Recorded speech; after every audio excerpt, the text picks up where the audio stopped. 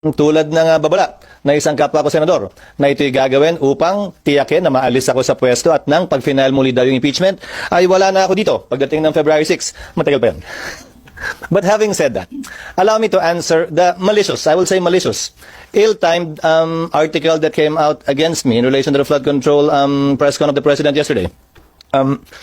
Number one, ang sinabi ng Pangulo kahapon, mga completed flood control projects mula 2018 na nakakahalaga ng humigit kumulang 550 billion pesos. Sinabi niya, wala siyang aligasyon, pero 15 kontratista ang nakakuha ng ganong kalaking pondo. Ang lumabas na artikulo, kinikilala ko, kaibigan ko, kababayan ko, tiga Sorsogon, contractor siya, pero ang nakuha niya ay 5.4 billion di umano. Wala pang 1% ng kabuuang pondo na sinasabi ng Pangulo sa flood control. Ang tanong ko, bakit pinagtuunan ng pansin yon? Yung 1% pa talaga, hindi yung 99%? Bakit pinagtuunan ng pansin, hindi yung mga mambabatas marahil o